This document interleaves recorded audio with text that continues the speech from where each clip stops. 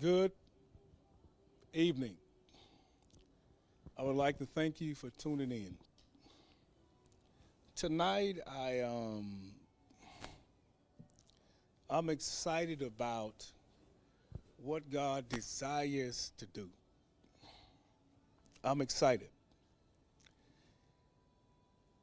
And how I'm going to start, this is how it's in my spirit. I'm in my spirit, and I want to express this tonight.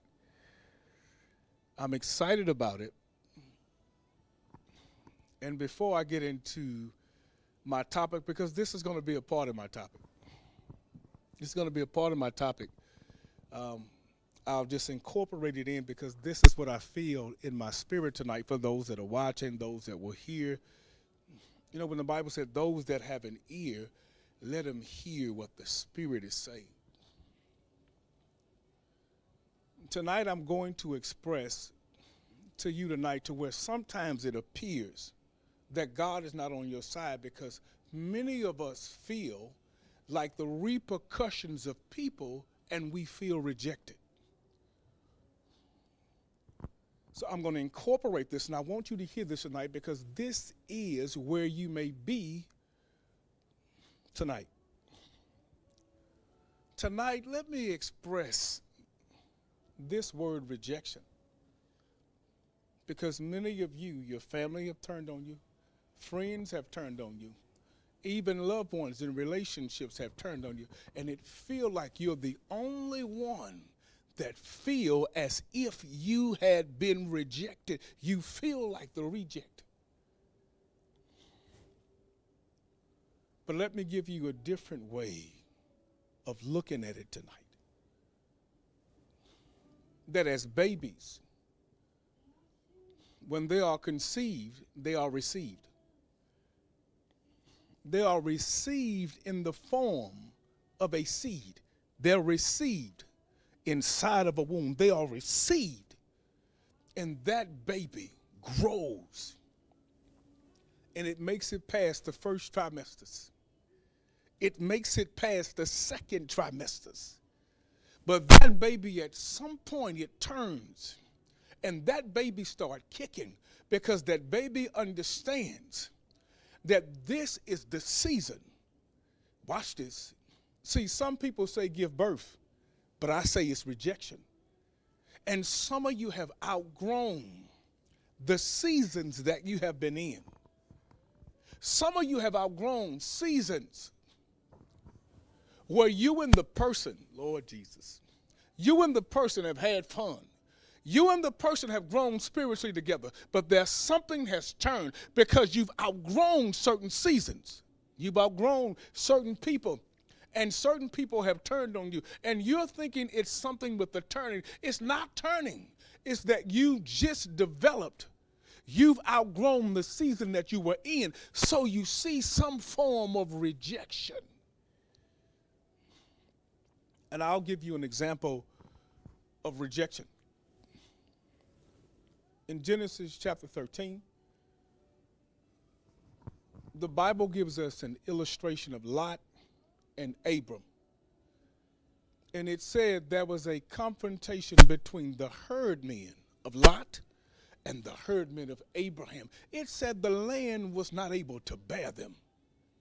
And the first sign of Abraham's elevation started in rejection because there was confrontation. It was a sign of rejection, and God was allowing the rejection and the frustration to come only because God was bringing Abraham into a new place, a new dimension, and many of you have had a confrontation. You've had a confrontation, and when confrontation, there's frustration, there's aggravation, but you didn't understand that this was a sign of elevation. And elevation comes with rejection. He was rejected, and because of the rejection, Abraham was pushed out into another dimension. So when babies are born, they're born, they are rejected out of their mother's womb. I know we say the baby is being born, they're being pushed out, but that baby is used to that environment.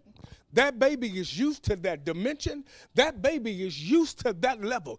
And some of you, you have stayed in the womb of this season far too long. And now God is rejecting you out. He's allowing people to push you out so that you can come into your destiny. That baby is rejected out of one season and into another season. And God is using rejection as a form of taking you and advancing you into the next place. It's the sign of rejection so that God can take you to the next level. I want you to hear this, because until they had this confrontation, Abraham and Lot, Abraham didn't have the mobility to move. He couldn't walk northward, southward, and he didn't hear the voice of God. When you look within that short space of time, God didn't speak with Abraham. And many of you are trying to hear the voice of God, but somebody is in your space to where God won't speak.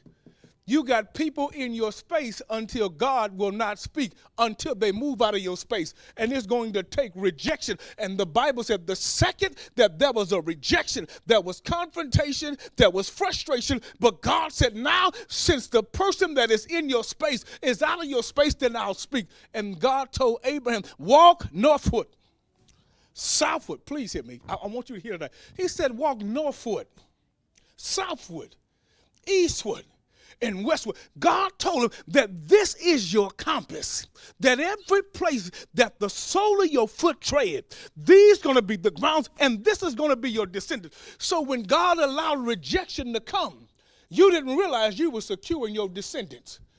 Children that you would not even see, but you're securing their destiny. You're securing it where they're going to go northward, southward, eastward, and west. It's not going to matter what location, what area, what city, what state they come from. God is saying that this rejection that's taking place in your life, it is your elevation, and you're getting ready to move, but you're not moving just for you. You're moving for those that are coming behind you. This thing is considered your entire bloodline. Your children's children will be heirs to what you're doing right now. I'm telling you, you're getting ready to do so. Why? It's because of the rejection. So you cannot be deterred by people that have rejected you, people that have turned on you. And God is allowing people to turn on you and to reject you only to give birth to you to another season. It is your season.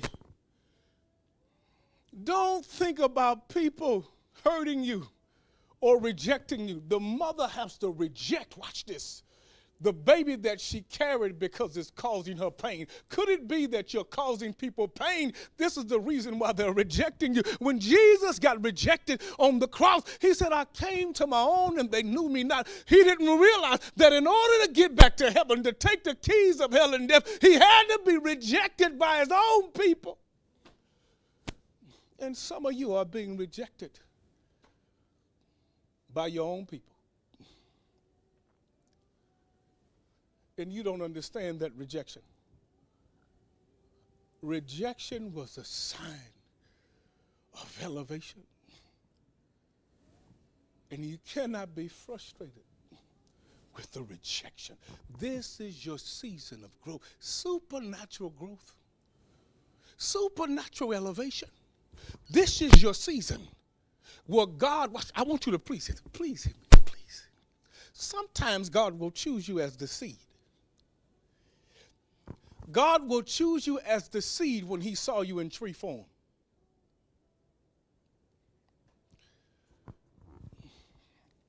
The proclamation that was made in Genesis chapter 8, that God talked about seed and harvest. That nothing will be able to stop, not cold, not winter, not summer, not heat. Nothing will be able to stop it. That God said that you would be the seed, that nothing would stop your elevation, that nothing will stop your growth. He had laid the mandate in Genesis chapter 8, that seed and harvest time. And sometimes when God desires harvest, the farmer must reject the seed. Woo!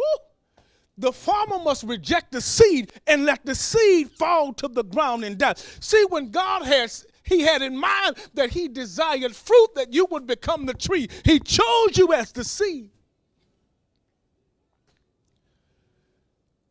But the farmer have to release the seed. As God would express in scriptures, that he would say, Jesus said, my Father is the husbandman in John chapter 15.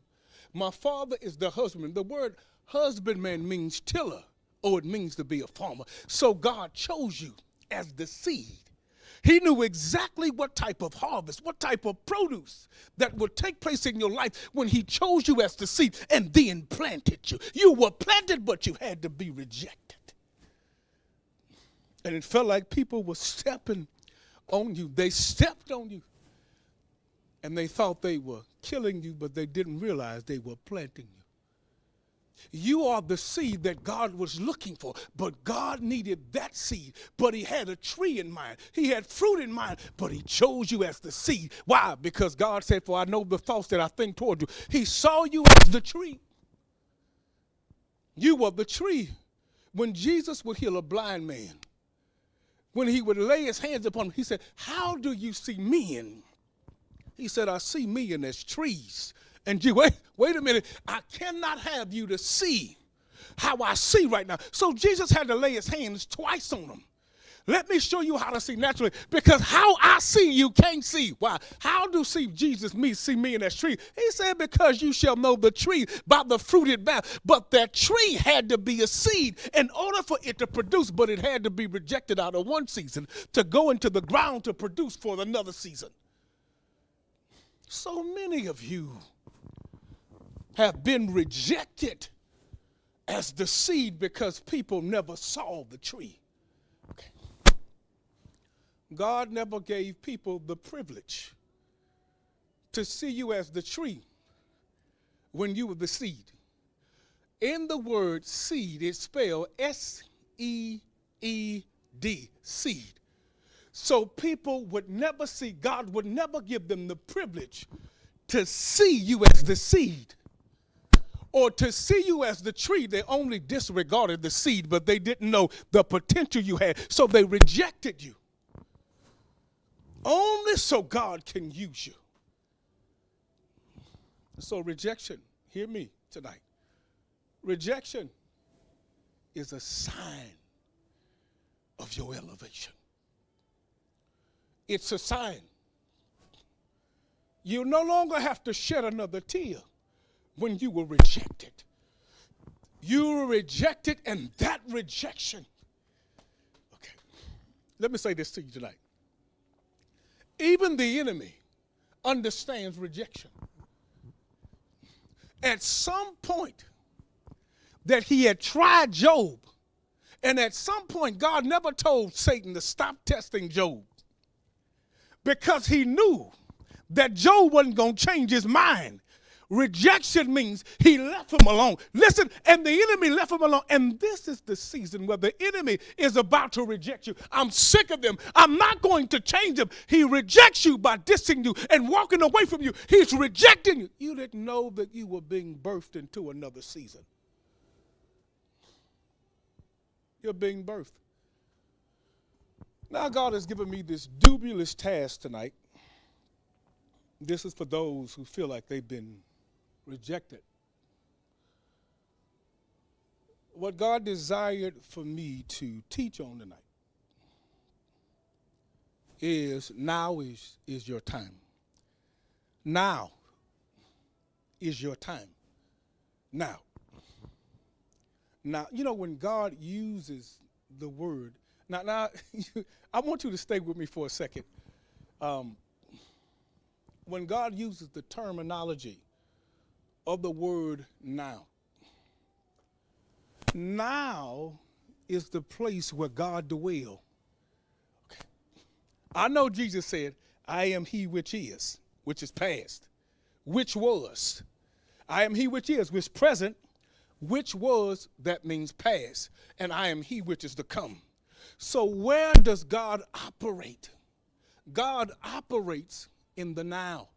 You know what now means? This is why Hebrew 11:1 can say, now faith. Because whenever God gets ready to activate an individual's life, he brings their assignment, their calling, their purpose, what he has predestined them to be. He reveals it unto them now. And then he said, I'm activating you now. So the second that you take a step in your now, you're stepping in the realm and the economy of God. You're stepping into where God is, where you function and operate now. Watch. And the second that you move, heaven moves along with you.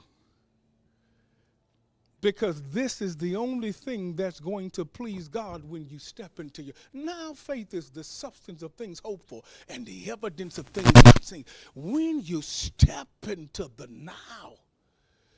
Now, I want you to look at this, the word now, real quick before I give you my foundational scripture. I have two that I'm going to lay before you, but I want us to be clear in what I'm saying. And I know this may sound like it's a play on words. But if you look at the word now, if you move in what he's saying now, if you look at the word now backwards, if you move now, it spells W-O-N, which means if you move in the now, you're already won with God. You've won every battle.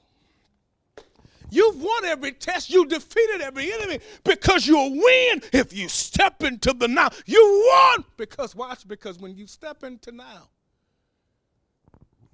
God shows up and defends your past. He shows up in your present, and he's waiting for you to come into your future. Watch this, because how you come into your future, you come into tomorrow and you come into it by the now. You win. You're victorious because you learn to stay in the now of God. You don't go ahead of God. You don't get behind God. You stay in the now. So when God moves, you move. Why? Because you're standing and you're staying in the now. So when God says, now is the time. Now is your time. This is the time now. This is the day now. This is the generation now. This is the dispensation now. Now I'm called. Now I'm chosen. The Bible says, if you make your calling and election sure, if you do these things, then you will never fail. God uses the terminology never. I will never allow you to fail. Why? Because you have stepped into the now time of God. He said, once you make your calling and election sure, you will never. There's nothing or no one that can stand. So when Joshua in Joshua chapter 1 and verse 8, that God will come to Joshua and say that no man will ever be able to stand before you all the days of your life. Because Joshua, you stepped into the now time. You stepped into your now moment that no man will be able to stand before you all the days of your life because you have come into your now time. I understand that you're thinking about your past. You're thinking about Moses. He's the past. But if you stay in your presence, this is the now moment where I've called you. This is the now time where I have predestined for you. This is the now time that it's time for you to move. This is the now time for prophecies to be. But I need you to function in the now. I need you to move now. Now is your time. Move. Now, one of our foundational scriptures today is in Ecclesiastes chapter 3 and verse 1. And we'll start here since we're talking about now.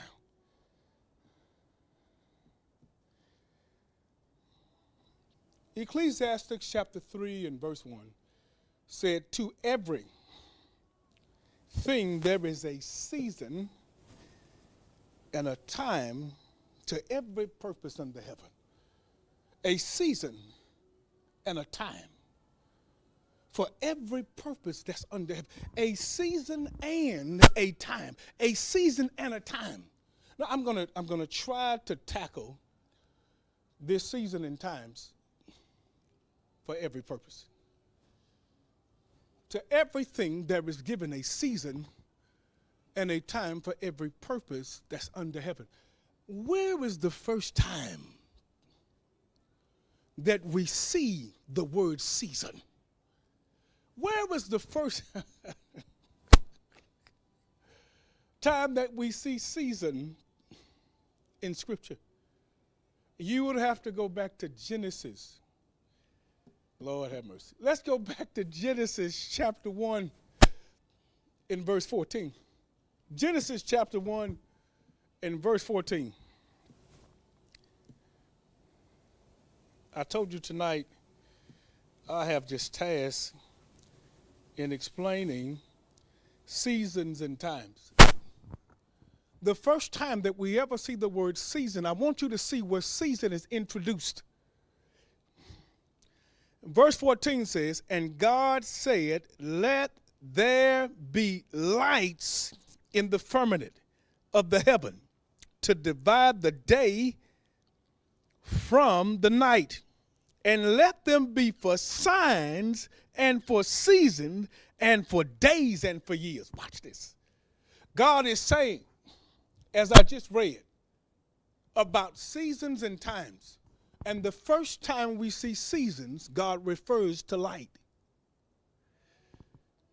So we thought the sun and the moon was only given for light. No, sun and the moon was given for seasons and was given for time. So what am I trying to express? That God is saying the time for your ministry is now. So when God gets ready to release anything scripturally, he said, because it was in reference to light, God is saying, arise for you. In Isaiah chapter 60, he's saying that this is the season where he's giving out light. Arise and shine, for your light has come. So God was saying that this is the season for the light of God to be expressed in the earth realm again. Because when the first time he created the sun and the moon, he said, and darkness don't comprehend the light. So all the stuff that we have going on in the world, as the world goes darker, as issues and situations arise, because governments, because of wars, rumors of war, pestilence and famines, and all these things that are taking place, and darkness is coming. He said, but this is for the sons of light. Let your light so shine. So God is saying that just as it is with the sun and the moon, as there for seasons and time, because it's light, I'm releasing my light to those that I have chose in this time and in this hour. Now is your time, so that the light of God can arise in darkness and shine. It's time for light to arise. And God calls us sons and daughters of light. So he's releasing the light. Remember in John chapter 1, he said, I am the one that lights all men. Light. And this light is being projected and released back in the body of Christ. Watch this. For seasons and for times. Because this is the time, this is the hour, and this is the season where God expresses dimensions of light. In Acts chapter 9, to get a better understanding of Paul and his Damascus road trip, the Bible said he was going to persecute more Christians. And the Bible said there was a light that shone from heaven. And that light shone from heaven. The light shone from heaven, and the Bible said that Paul was blinded by the light. I want you to understand what God was doing when light comes. When light comes, I think the challenge that we have in the body of Christ, that we have more preaching and not encounters. We have more education, but not encounters. Paul had the education, but he didn't have the encounter. And when he got the encounter, he said, I count my education, I count it all done, but I needed light. So that light came and went through his eyes, and Paul became blind. Why would Jesus do it this way? Let me explain it. The Bible said, if the eyes be single, then the body is full of light. Paul didn't know that it was his time and that God was calling him as he was on the Damascus road, and light came into his eyes and his body was filled with light. And what God is doing in this hour, he's releasing the light So watch this.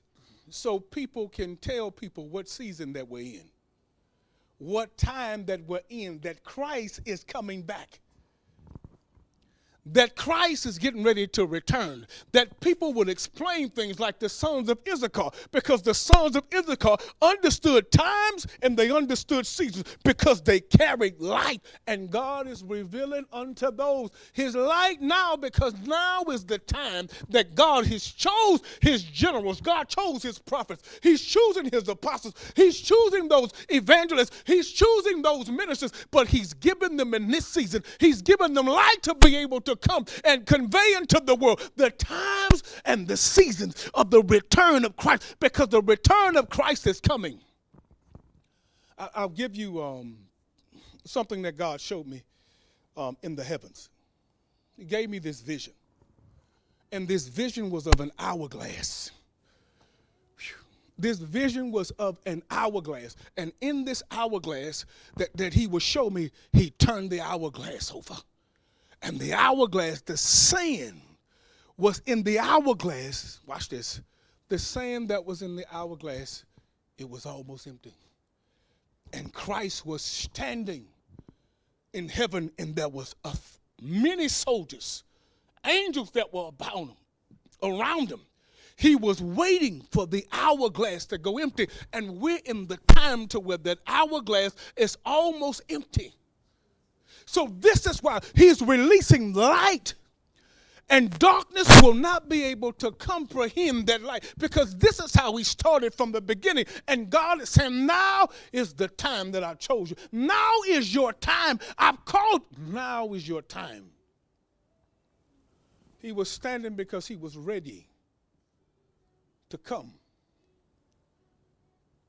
So I truly believe that, I know we've heard this recycled in the body of Christ for generations, that Christ is coming. I'm telling you now, this is the reason why light is being displayed.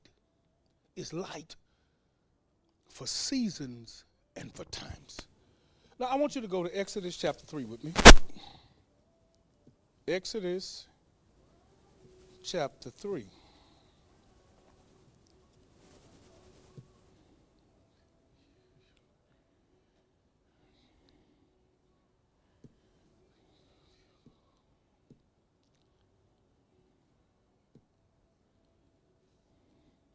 Now, it's expressed, and it said, now Moses kept the flock of God, kept the flock of Jethro, his father-in-law, the priest of Midian. He led the flock to the backside of the desert and came to the mountain of God, even to Horeb. And the angel of the Lord appeared unto him in a flame of fire out of the midst of the bush, and he looked and beheld the bush burned with fire. The bush was not consumed, and Moses said, I will now turn aside and see this great sight, why the bush is not burned. And when the Lord saw that he turned aside to see God, called unto him out of the midst of the bush and said, Moses, Moses. And he said, here am I. And he said, draw not hither, put off thy shoes from off thy feet, for the place where thou standest is holy ground. Moreover, he said, I am the God of thy fathers, the God of Abraham, the God of Isaac, and the God of Jacob. And Moses hid his face, y'all. I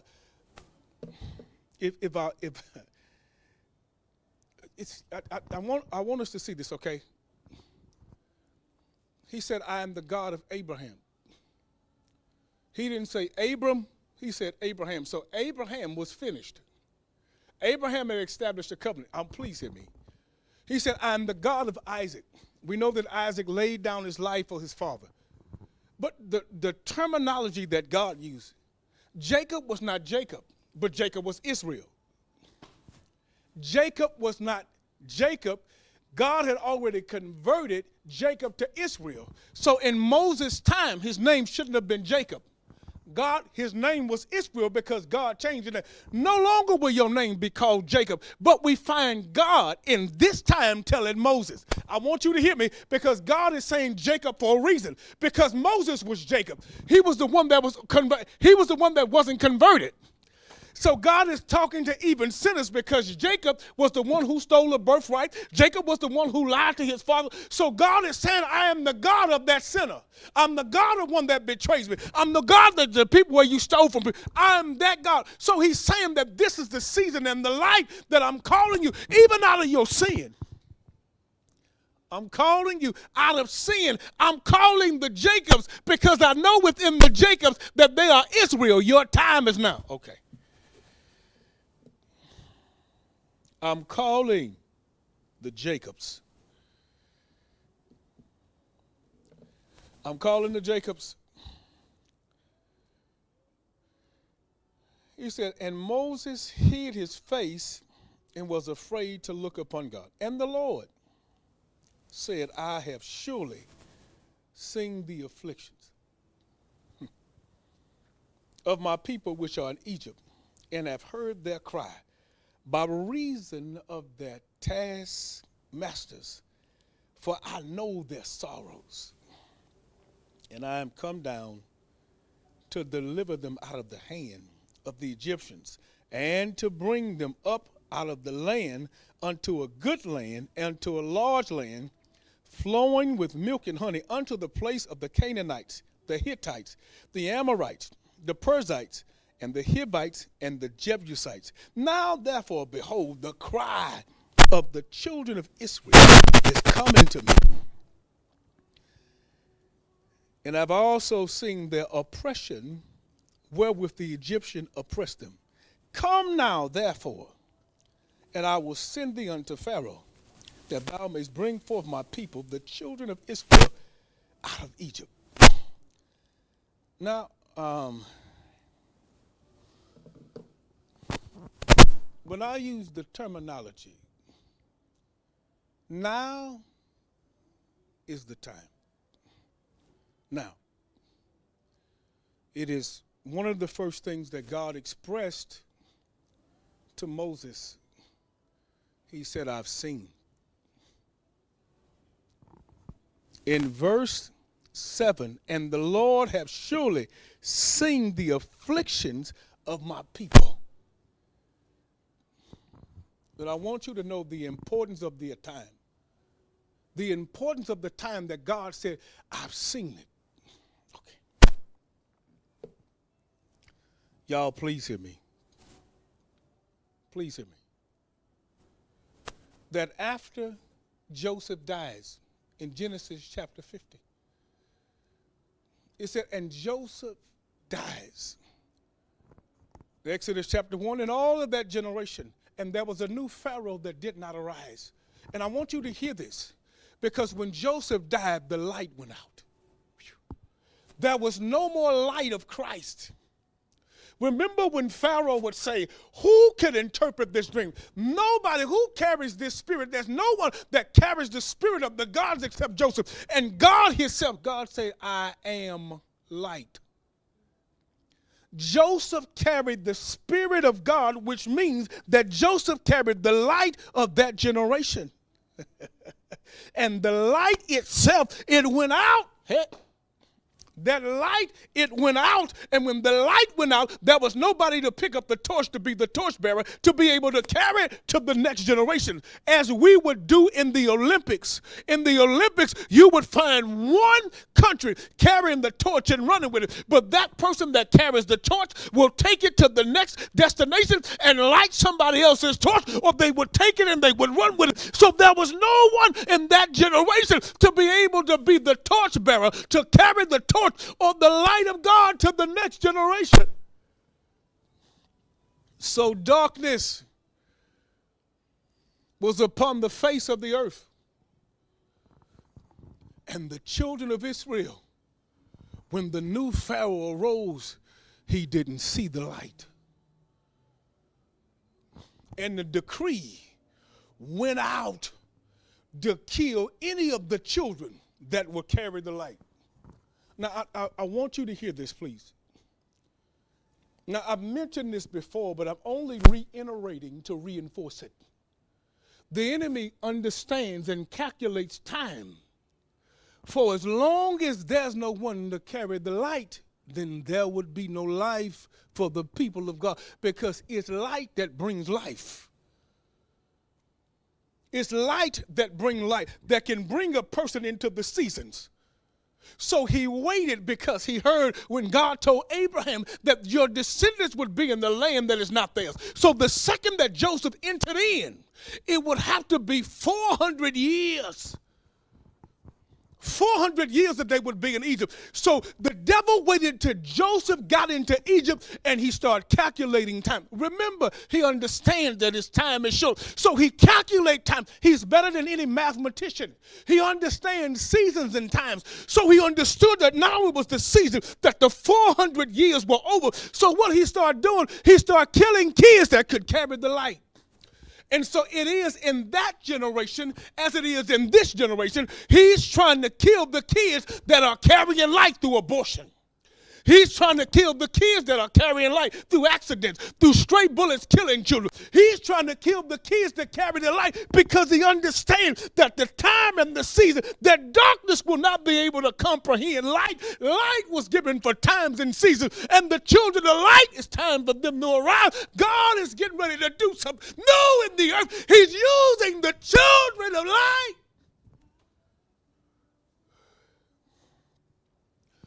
When God releases light, he releases relief. Well, there's a release of light, there's a release of relief. God is saying, I seen the afflictions. I seen it. So Satan would take the kids and throw them into the river, because he understood that the time now that somebody would arise in that generation and carry the light and take them to what God has promised, because darkness will not be able to comprehend light. It was their season. It was their time. And God chose someone that Satan would never expect. He chose someone that had roots in Egypt. He chose someone that Egypt had raised as a prince. He chose someone that Egypt had named. Egypt named him Moses. Listen to me. They named him Moses, but they didn't understand that the definition of what they named would turn against them. Moses' name means to be drawn out. They didn't understand by giving him that name that God was going to use the real definition of your name. And God is getting ready to use the real definition of your name, the name that he had called you in heaven, the name that nobody knows in earth. He's getting ready to use the real identity that Moses' name means to be drawn out. But in order for him to be drawn out, he had to be kicked out. In order for him to draw the children of Israel out of Egypt, he had to be kicked out of Egypt. At 40 years old, he left. He ran. And God was watching the only one that survived the massacre. Because Satan thought that God wouldn't use anybody and that his time would remain and that people would be afflicted would remain. But God said, I've seen the afflictions. I've seen it. Please hit me. God is saying, I've seen it. God said, I've seen your afflictions. Don't think that God cannot see. Don't think that he don't know. But God had to send someone, and he's raising someone up. Watch this. Not you. He's seen your affliction, but he's sending you to get those who have been afflicted. He's giving you light to go back to get those who are in bondage that's been afflicted by that hard time, and he's seen you. He came down only so that he can merge with you. Now is your time. When you understand how important this time is, God told Abraham 400 years. Let's fast forward to the book of Luke. From Malachi to Matthew, there was no voice and there was no light. John the Baptist is now born, but it would take over 400 years that the Pharisees would come to him and say, oh, you are the one. John the Baptist said, I'm not the one, but I'm one crying in the wilderness. I'm the one that carries the light. I'm crying in the wilderness. I want you to see 400 years that God didn't have a voice. 400 years with Abraham. 400 years with the reference of John the Baptist. And now God would arise and said, I've seen enough. I've heard enough affliction from my people. You know, when the Bible said in the book of Psalms, many are the afflictions of the righteous. I think it's in Psalms chapter 34 and verse 19. Many are the afflictions of the righteous, but God delivers them out of them all. But how does God deliver them out of them all, the afflictions? Moses, I seen the afflictions, but I need you to bring them out of it. I need there to be a merger. Your time is now, Moses. Your time. I've seen their afflictions by their hard taskmasters. These are taskmasters that keep them busy, keep them from serving God. Okay. If you don't know the assignment of a taskmaster, please hear me, it's two words, task. That they're giving you tasks to steal your time because they have been masters of stealing time. And this is why God said he's going to help you to redeem the time because the days are evil. So he gives you light to redeem. So you step in the role and the form of Christ because Christ is the Redeemer. So God is saying, I'm getting ready to give those that's going to help me to redeem the time. I'm giving them life so that the days, because the days are evil. The days are evil. So I'm giving them light as he would give light to Samson. The name Samson, that God would tell his mother that he would be a Nazarite all the days of his life. The name Samson means S-U-N, light. Light. Who can stop the sun from rising? Who can stop it from setting? And Samson was the light of that generation. I know you sing the movie The Lion King. Wherever the light touches is ours. Yes, Lion King. Please, the Lion King. Lion King, he said, whatever he was talking to Simba, whatever the light touches, it belongs to us. Because they understood the representation and the power of the sun. As we would watch, our children would watch the Lion King. We have a king that's a lion. He's called the Lion of the tribe of Judah, and he carries the light. And whatever the light touches, which means his people, is his. 400 years. God said, I've seen the afflictions of my people. And God is now raising people up, giving people this dimension of light. Hear me. He's given the people this dimension of light because he said, I'm ready now to move in the earth because of the hard taskmasters. These taskmasters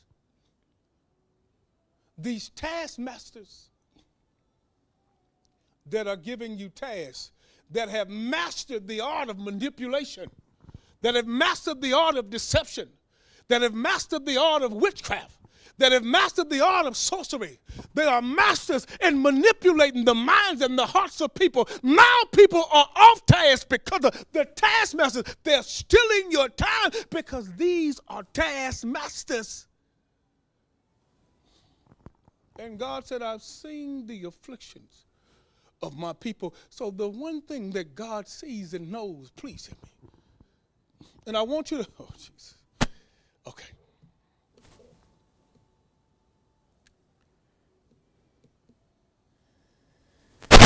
I've seen it. Many are the afflictions of the righteous, but God delivers them out of them all.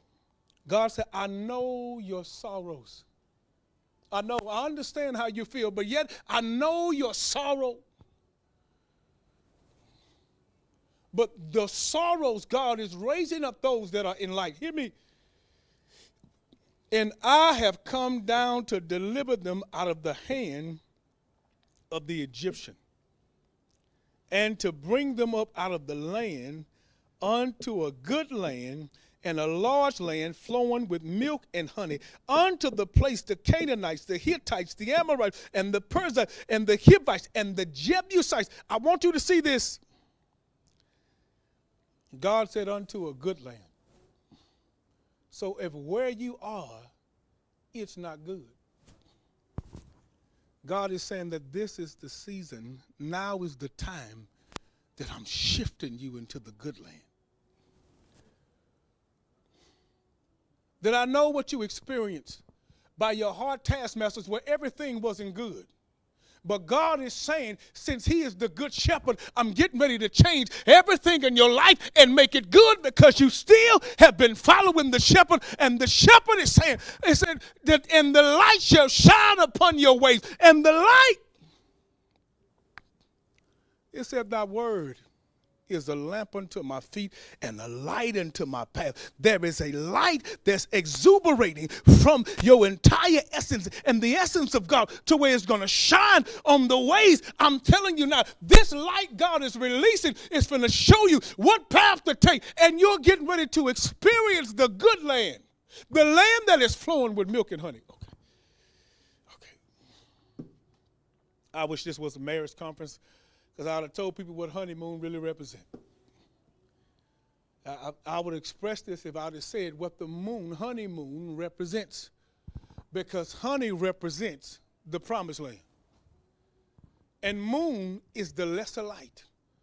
So any time that you and God becomes your husband, there's a honeymoon that takes place. And the children of Israel didn't realize that God had chosen them as their seed, and they were in the honeymoon stage. God is saying that honey represents the promised land, but I am your light. You are the lesser, and I'm releasing the lesser light because of the greater light. I'm entering, and some of us are getting ready to enter into your honeymoon. Why? Because it's the good land.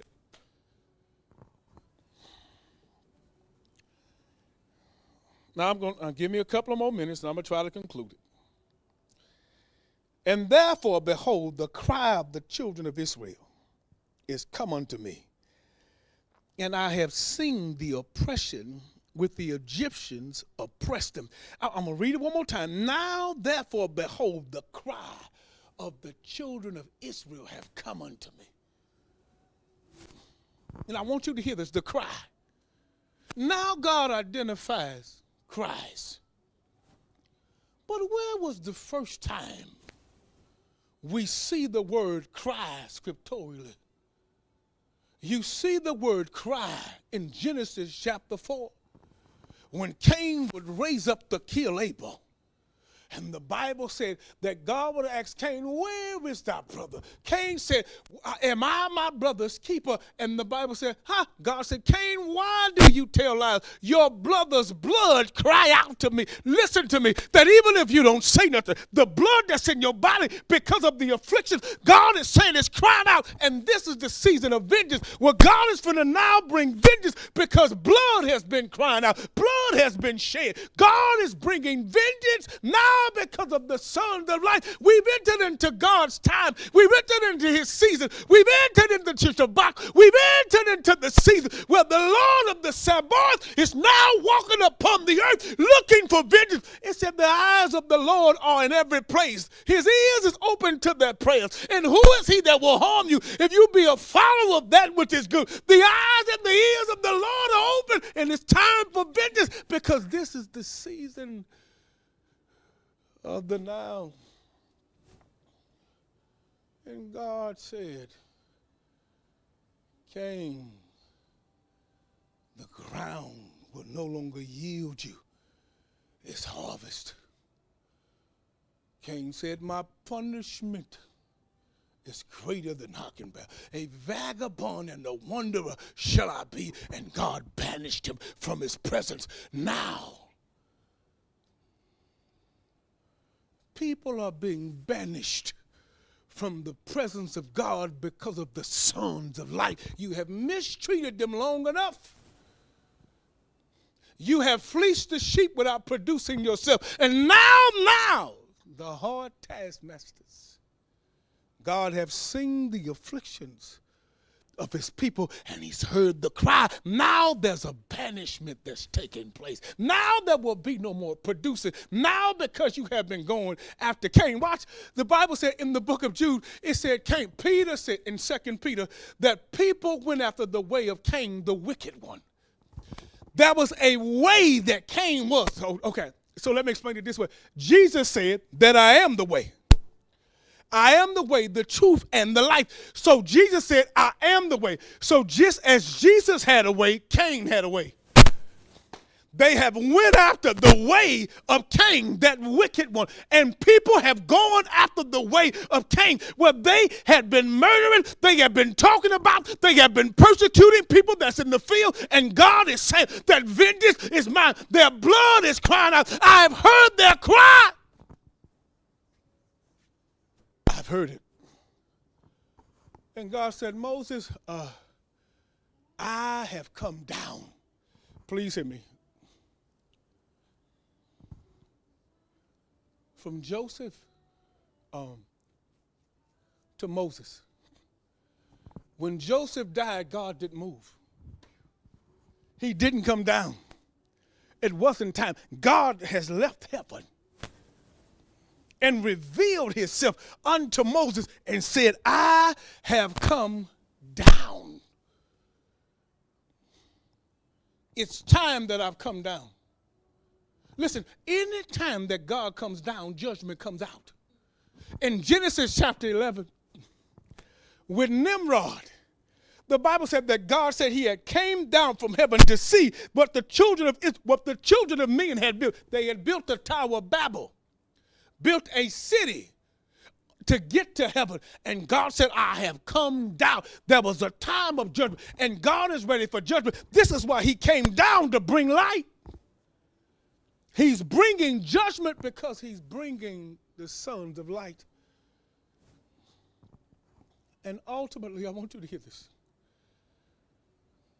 God said, Moses, don't worry. I'm getting ready to deal with the gods of Egypt. Okay. So if God said he was going to take vengeance against the gods of Egypt, please hear this. This was never a natural battle. In Ephesians chapter 6, for you're not wrestling against principalities. You're not wrestling against flesh and blood, but against principalities and powers and rulers of darkness and spiritual wickedness in heavenly places. So God is saying that these were the same battles that the children of Israel were facing. We only think that this was the Egyptians and Pharaoh, but God was saying there were gods that were in Egypt that he's going to deal with. There was gods that had them erect idols. There were gods that gave them power. There was gods that gave them authority. If Egypt didn't have power, how could they drop rods and they become serpents? There were gods that gave them these type of powers. So God is saying that this is the season and the hour that I'm giving the sons of light power to deal with the gods of this world. Satan is the god of this world. The prince of this world comes, but he'll find out the enemy. Satan is the god of this world. So God is giving people in this hour, the sons of God, that if you operate in your calling now, God said, I'm giving you the authority to deal with the gods of this world. Because he's tired of afflictions and he's tired of tears. Yes, he bottles the tears. He remembers the tears. But there are testimonies that shall come from the tears that were shed. And God is releasing the sons of light so that the testimony can come based on the tears that he has bottled. This is your season. And please hear me. That the Bible said that Jesus spoiled all principalities and powers and made a show of them openly. And as I stand here, I declare that God make a show of every principality and power and show them in openly. I declare, just as God showed Moses that he would make a show of all principalities and powers and make a show of them openly, that there be an open demonstration of the power of God, because your time is now. Your time is now. I don't care what's brewing in the heavens. I don't care what's brewing in the waters. I don't care what's brewing in the earth. Your time is now. God has come down in this generation to now to make a difference between the sons of light and those that are in darkness. This is your season. The time forward is now. Watch, without education, Moses didn't have it. Without anointings, Moses didn't have it. He just needed one encounter from light. One encounter, the Bible said there was a flame of fire. Listen, and this is what God desired. Why didn't God come in another way? What does fire represent? The fire represents a purifier. The Bible said in the book of Revelation, please hear me, in the book of Revelation, it said when people saw Jesus, his eyes were flames of fire. So his eyes were fire. So God would allow Moses to look into the fire to purify his life, and Moses would leave as the bush. Oh. I'm going to say this. Moses left as the tree on fire. If Moses was the tree have limbs. If you look in our life, we have limbs. And the fire could not be put out. He was wondering why it could not burn. God is saying, this fire that I'm giving you, it will not be able to be quenched, and nobody could put it out. It's going to be in your limbs. Jeremiah made the statement, your word is like fire shut up in my bones. And God was transferring that fire into Moses' life. And Moses would leave with passion, and he would leave with light.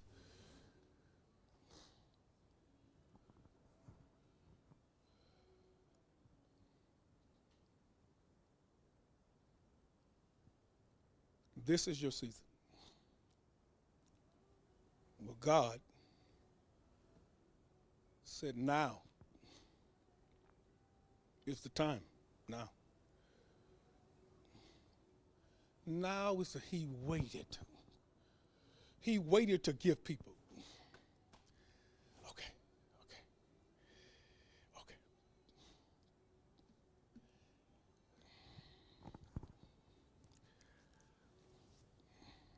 I'm going to say this and I'm going to try to get out the way. Notice that God never gave Moses an anointing.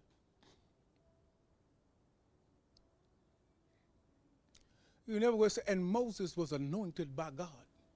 And Moses had oil. We don't see where even Moses had a mantle. The only thing that we can give reference to is that what God gave Moses was light.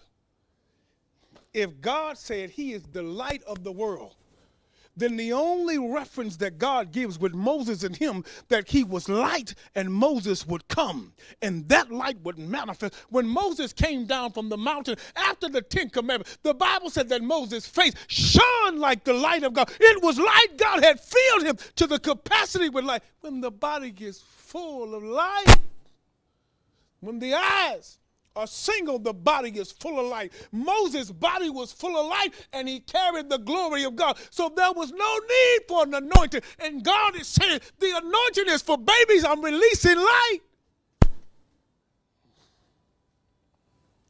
I'm releasing light.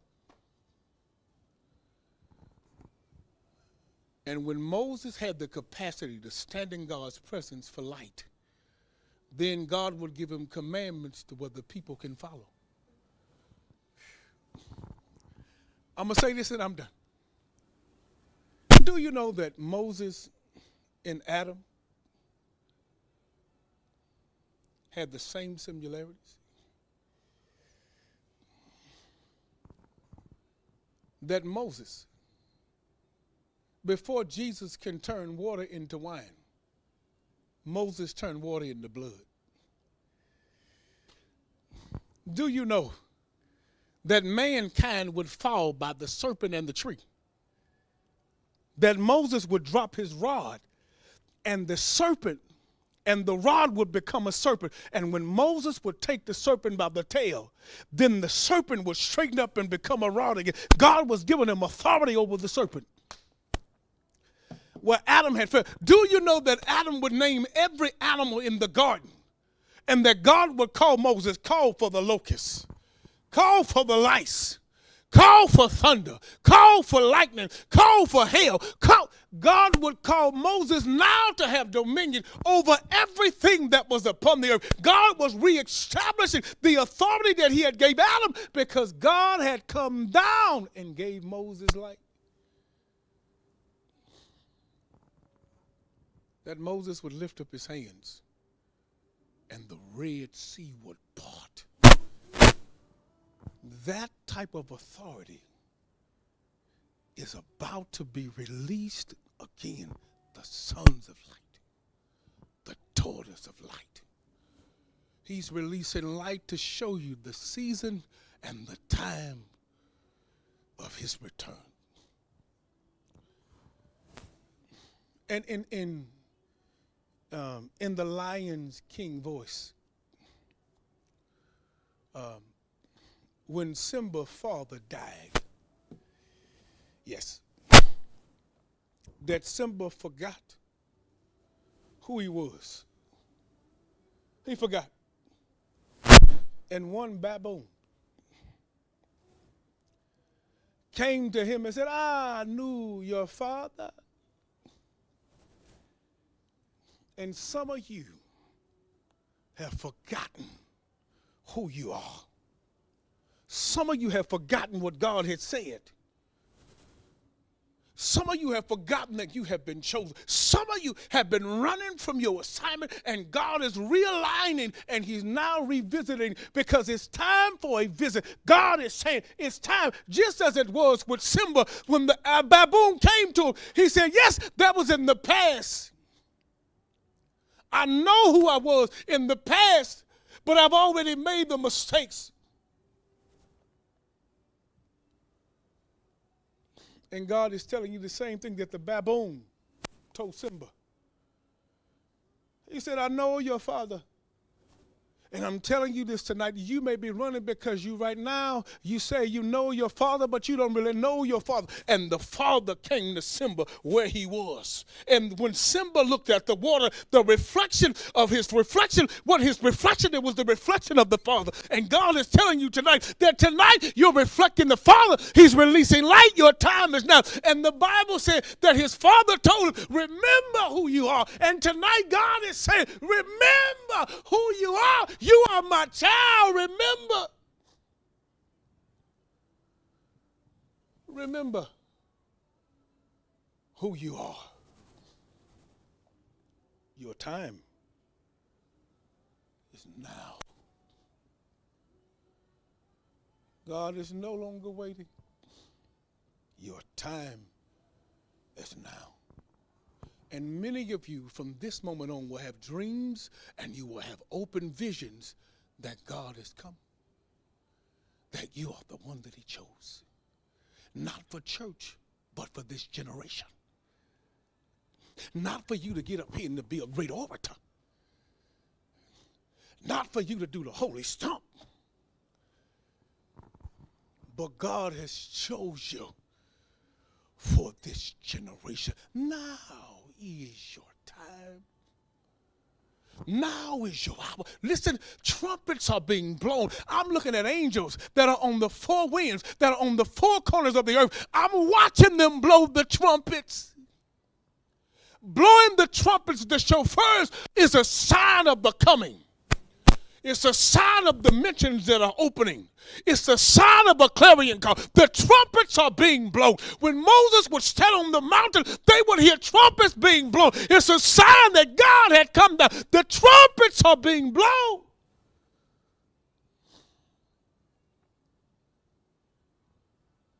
It's a sign that the trumpets are being blown.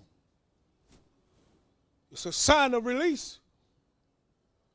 There's a release that's taking place.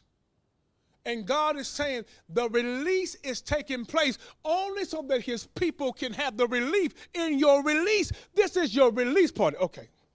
The world would say, the R&B singers would have a record party, and they would say it's a coming out party. The record is coming out, so we're gonna in advance have you to come to this party for the coming out party of my record. And I'm telling you that tonight, for the record, this is your coming out party. God is bringing you out because it's time. Your time is now. Your time is now. Your release is now. Your time is now. God is rejecting you from the place of being comfortable. He's rejecting you from that dimension. You're being rejected from one dimension until your purpose and your calling. Because you are the sign of the season of Christ returning because he gave you light. Listen, I pray that you heard what I said tonight. I pray that you got an understanding that the time for you and what God has predestined for you is now. Thank you. I'll see you next time on the Vision Channel.